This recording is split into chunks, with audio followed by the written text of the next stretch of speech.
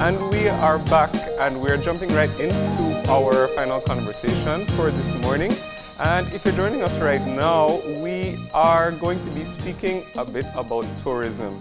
And we are joined by representatives from the Belize Tourism Industry Association. And we're going to be talking about, quote, rethinking tourism.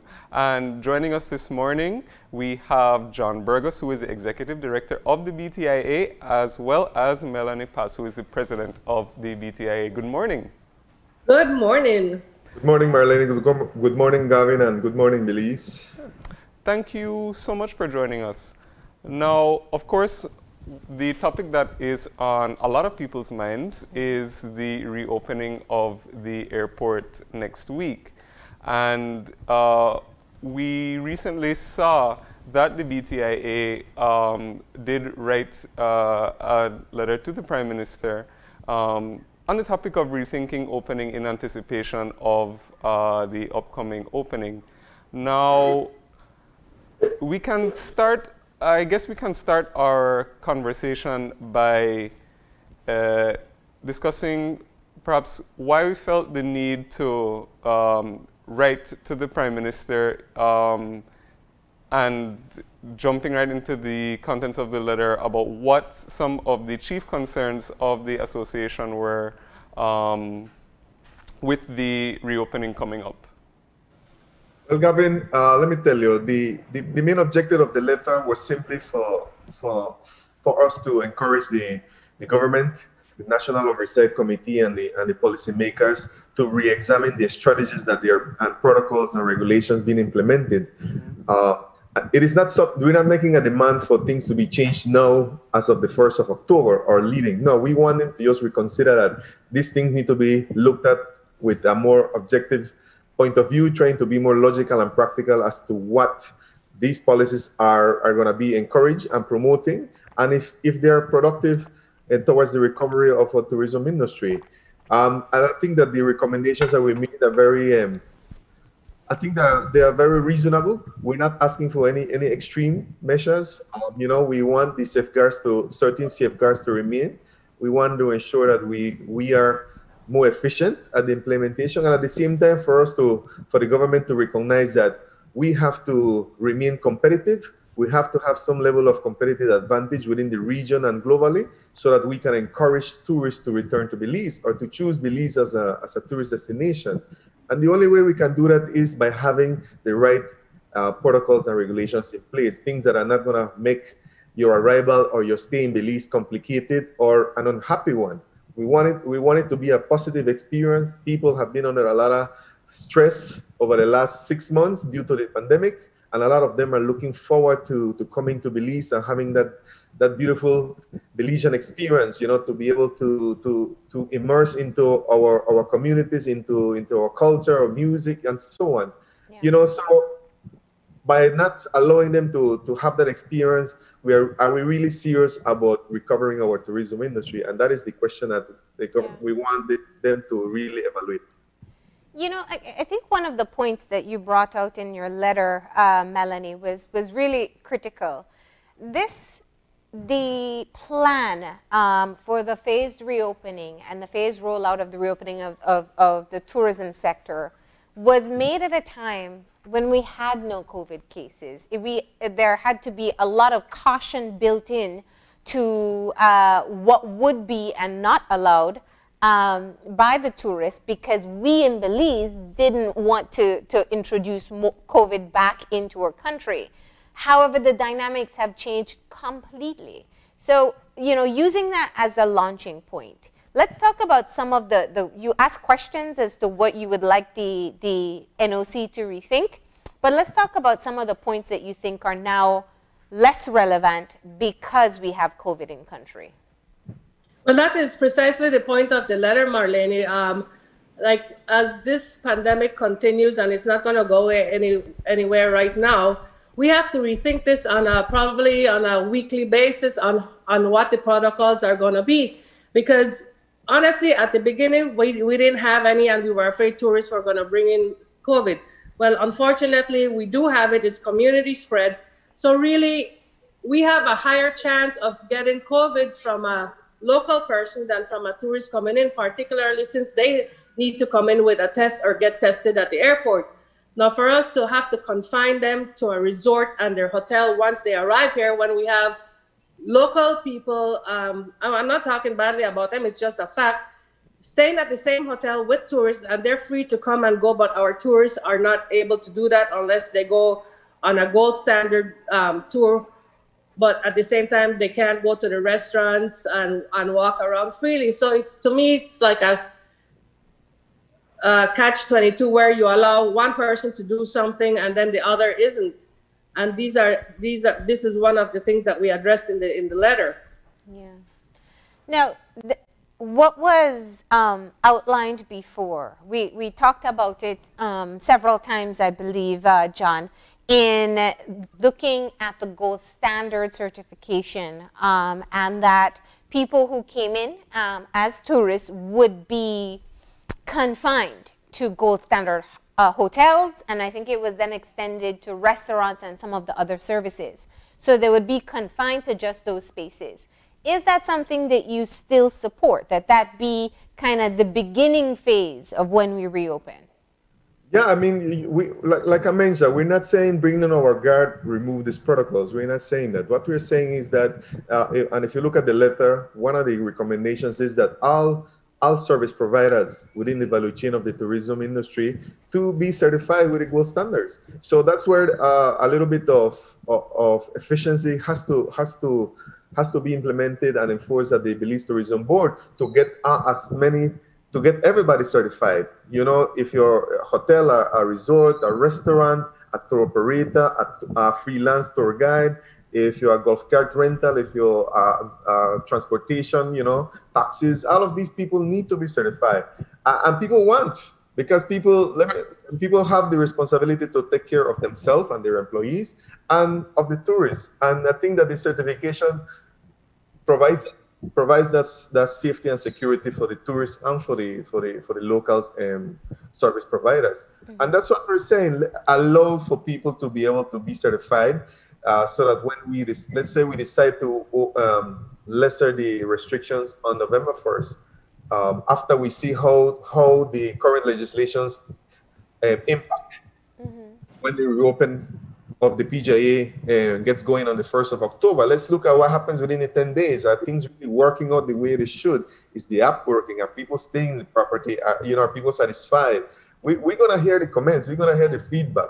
I remember Belize offers a very unique experience, and now, based on the current protocols, we are depriving the tourists of that experience. Are there any changes that have been made from what was first proposed to what is expected to be implemented as of next week?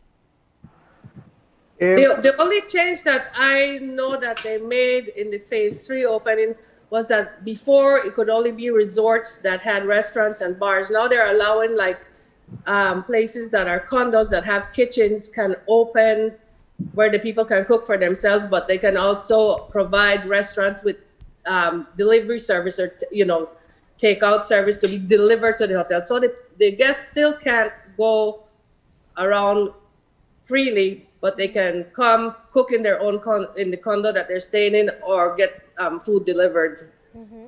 So things like the quarantine, if they test positive, that is, as far as you know, still going to be implemented? Yes. And the association was not only looking at what's going to happen, after, they arrive and when they stay in the hotel, but you also made recommendations in relation to what happens at the airport when they arrive, as well as what's to take place before, a visitor is able to come to Belize. And you, I believe, recommended that the process should be simplified. Can you comment a little bit about that? Yeah, let me just add on as follow-up to what Marlene asked, and as in response to your question, because they're both linked. We just received the traveler classifications and entry requirements, updated version yesterday, mm-hmm. 3rd of September, and we can see that some adjustments have been made. But it makes you wonder on the 4 category classifications that they have, why certain things apply for some and not for the others. For example, if Belizeans are residents, they register on the app They have to take the COVID-19 test upon arrival at a cost of $50 US dollars.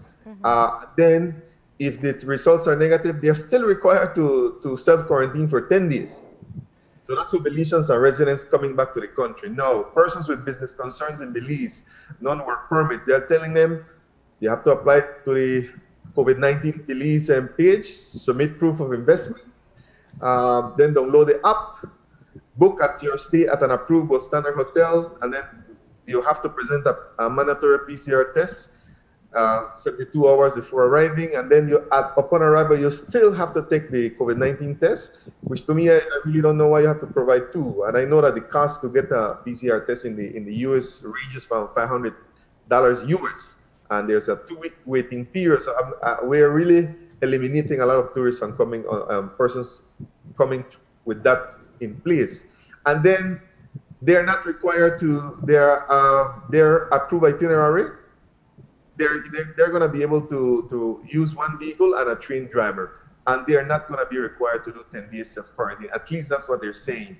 You know, and then the foreign tourists they're not going to be self-quarantined for 10 days either. They're going to be allowed to go into the gold standard hotel, use gold standard approved ground and air transportation, and then use conductors with gold standard tour operators and guides. You know, so what purpose are we really serving in terms of these classifications, the requirement? I think we could have simplified everything into one. You come into the country, you test negative for COVID-19, and you bring your negative test. You should be allowed to move freely like a local. You know, and that's what basically we're trying to let the government know, that, you know, you need to review what you're implementing if we're really trying to encourage tourists to come to Belize. You know, I checked over the BTB site for the advice for tourists. It does still speak of the PCR test for 72 hours. But there was a press conference with the Prime Minister about a week or 2 weeks ago, where he talked about the possibility of the tourists even bringing their rapid test, the Abbott test that they were looking forward to, and doing the test here. So there was that announcement made, but based on what is being told to anybody who goes to look up information to travel to Belize, it's not the same. Yeah, I mean, the issue with those rapid tests is the reliability. How efficiently the tests, the results are. They're still high percentage. They're not out to the 99% level, which is what I know that the Ministry of Health is looking at. You know, they don't want to allow this rapid test that still have a 20% or 30% risk of not detecting the virus.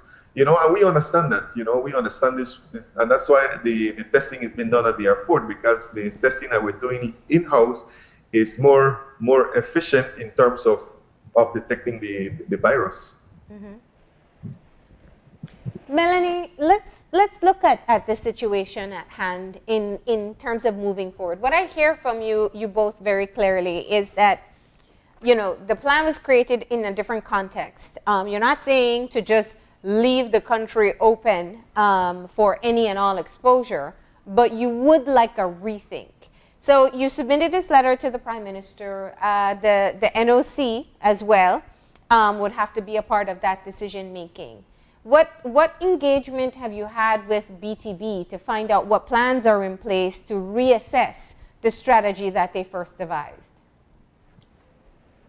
Well, since this really just came up and we had a meeting this week and just sent out the letter, we really haven't been in contact with BTB regarding the reassessment of it. It was something that was sent directly to the Prime Minister and to the Oversight Committee so that they can review our recommendations.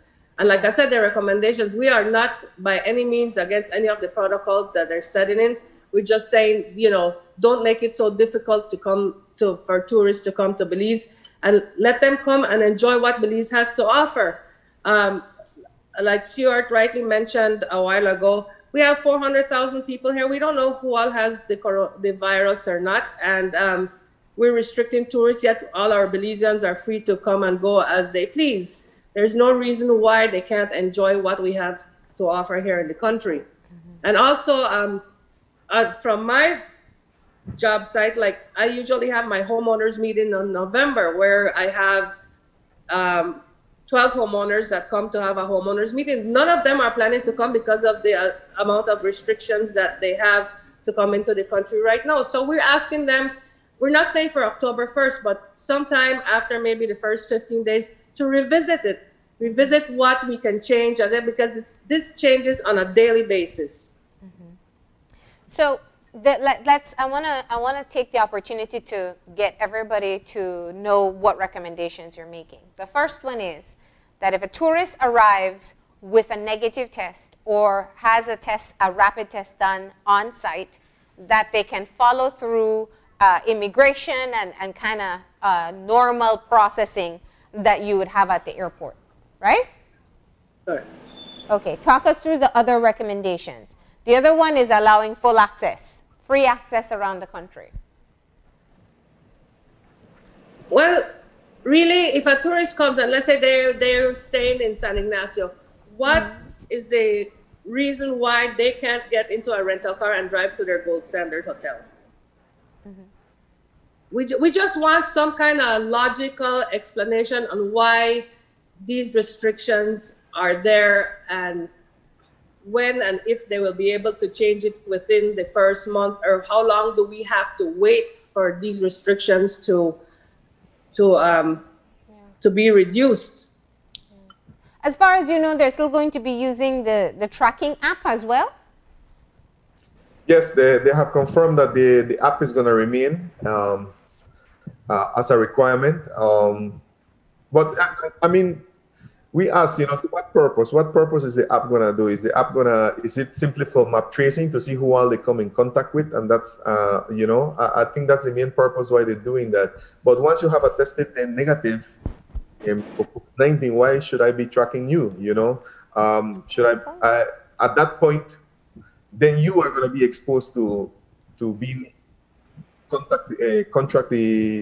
catch the virus while you're here in Belize, if the service provider or the regulations are not being implemented by the local population or by the service provider. So the moment you decide to go to rent a golf cart, and the person is not, if I'm going to rent a golf cart, or if I rent a vehicle, I go to the airport, I hand you the keys, and I sanitize the keys before I get it or before I hand it to you, so that to ensure that anything that I have doesn't pass on to you, and then you jump in the vehicle and the vehicle has been properly sanitized, so that they know that they are risk-free. And that is what we trying to let the government know and these policymakers to understand. What are you trying to prevent? What purpose are these regulations really serving? Are they more productive or are they counterproductive? That is what we want. And I think that they're not really understanding how this impact. And I'll give an example of the SI that was shared with us on Tuesday, with regards to restaurants being able to open for only 10 persons.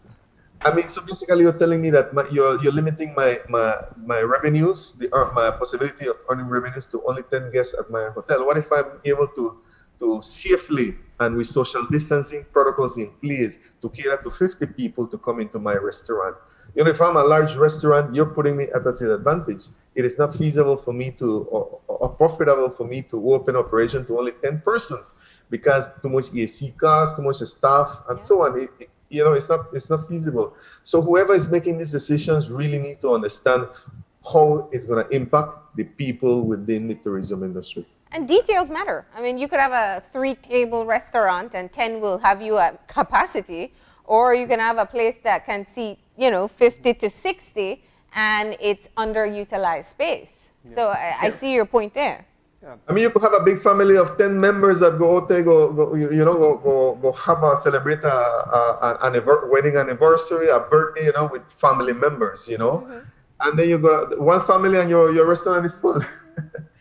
But we also have another issue that came up, and I can tell you from what I get from some of the members here in San Pedro, is that some of the hotels that have already gotten their gold standard are now hesitant about opening October 1st, because now they're saying that if you get your guests come in and they leave the property, you will be penalized. They will arrest the guests. They will penalize you.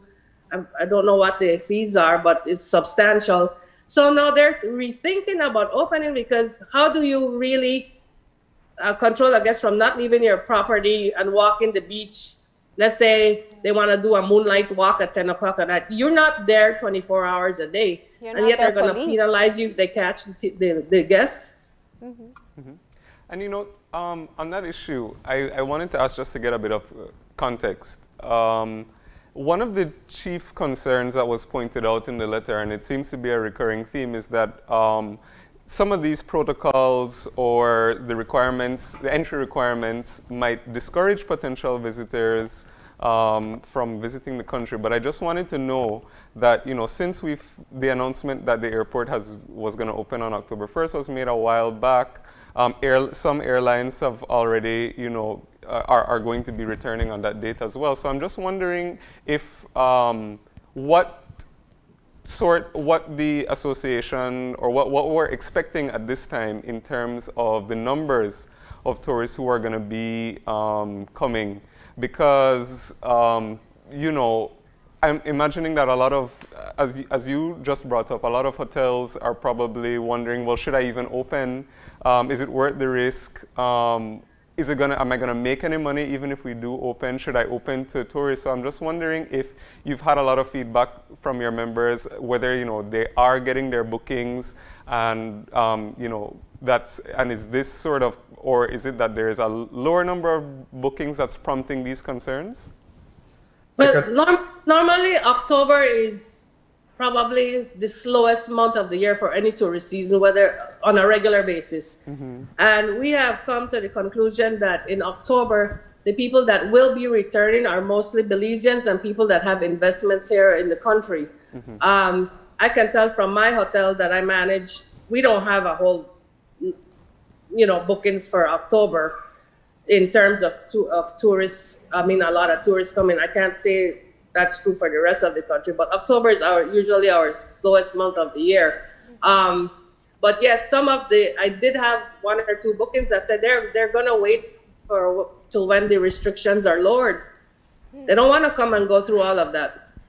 And I can tell you that we have missed very important windows of opportunity to start the recovery process of our tourism industry, specifically when you talk about your lifts.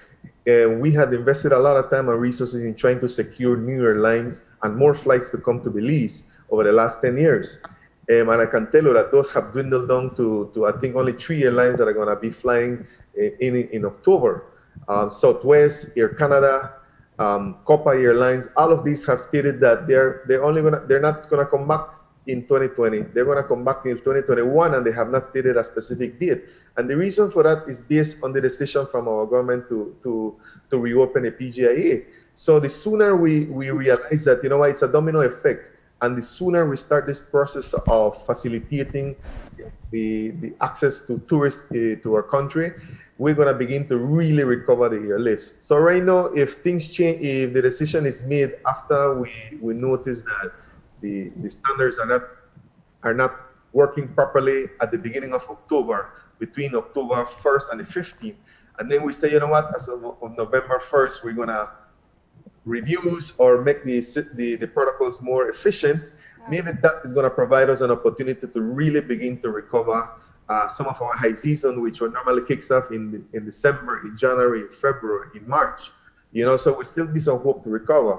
But if we decide to not open and to not reduce the restrictions into December or maybe until January, we're really missing out a very window of opportunity that's basically going to look to kickstart the tourism industry in Belize when slow season is going to start to kick off, which basically is going to put the recovery for tourism industry until November, December 2021, which you're talking 12 months from now, which is really not an option for many of the stakeholders and service providers in the tourism sector. Yeah, the sooner they revisit those restrictions, and like I said, we're not expecting them to do that October 1st. Give them maybe a 2-week grace period to see how it works. But the sooner they ease up on those restrictions, the better chance we have of recovering our tourism industry. And the reason I say that is because people don't book from one day to the other. Normally, our bookings are coming 2 to 3 months before. People plan, especially right now with the way economy is in the United States. They have to plan for this. So we can't say the restrictions will be lifted and then expect people to start booking the day after that. Yeah, yeah. You know, it's interesting because the focus, I mean, we are still concerned about COVID positive tourists coming in, I'd imagine. But now they have a genuine fear of the community spread that we do have. Exactly. Have you heard concerns from people who are inquiring about how safe the destinations are? I mean, what is the feedback that you're getting now? I mean, people understand the concern, but they believe that after reviewing the gold standards, that with the gold standards, we are going to be safe. And they believe in the message that Dr. Massanero has said from the beginning of this virus, is that treat everybody as if they have COVID-19. And once you do that and you have that mentality at your business, you're going to be able to operate properly and be safe at the same time. Be safe for yourself and your staff, and be safe for the tourists. Yeah.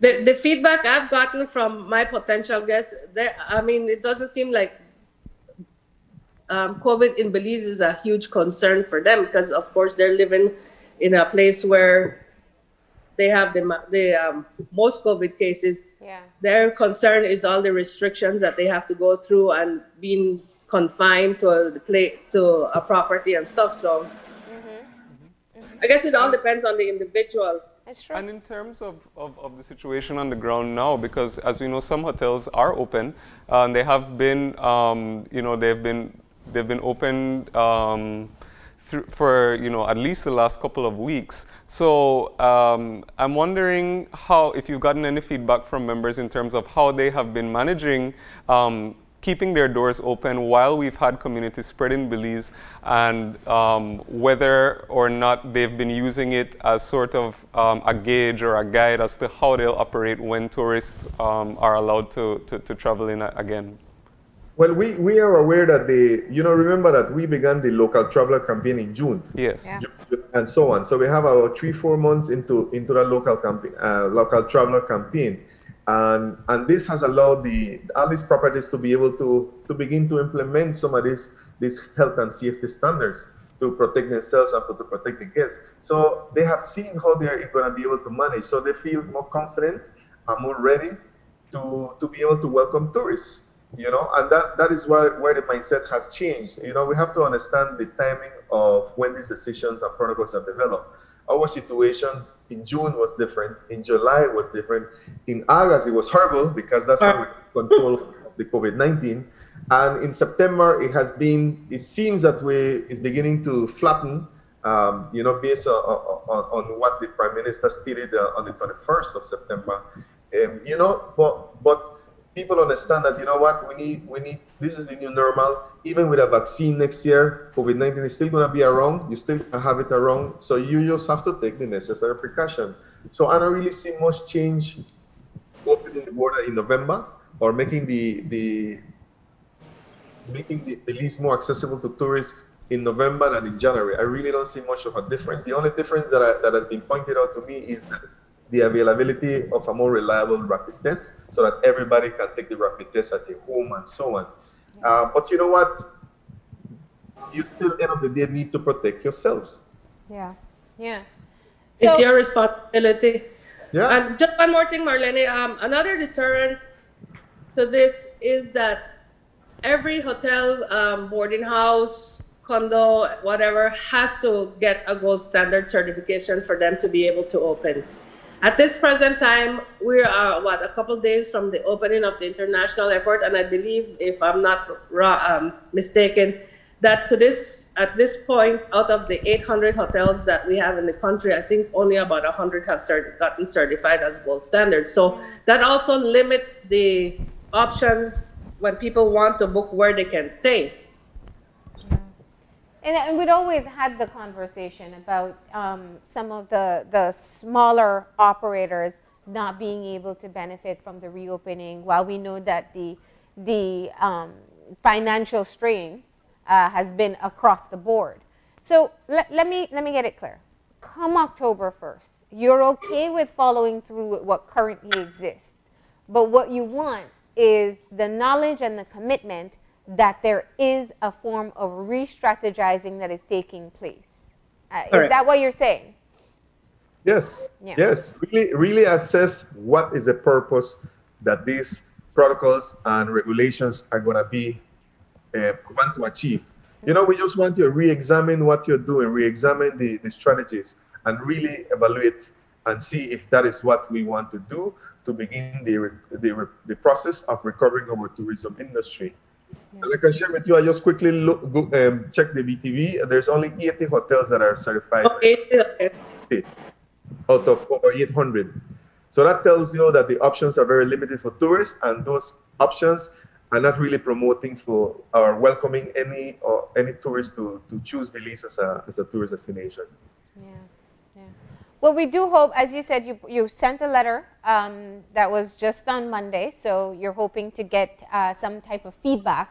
But in the meantime, you're explaining just why you hope that there would be this rethinking of the strategy.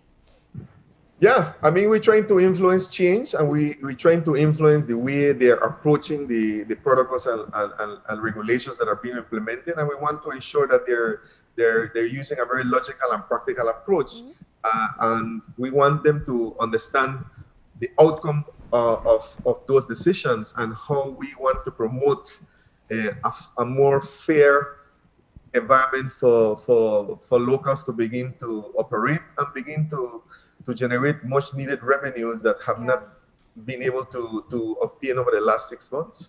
Yeah, absolutely. All right, well, we wish you the best of luck in being able to get some change happening there. I think some of your points are valid, but clearly there has to be a very good balance between protecting everyone from unnecessary transmission and you know, being able to help the tourism industry somehow make some kind of revenue once again. So thank you very much. Thank you. Thank you. Have a good day. Stay safe. Stay safe. Yep, yes. And with that, we're going to go ahead and take our final break. And when we come back, we'll have our wrap-ups.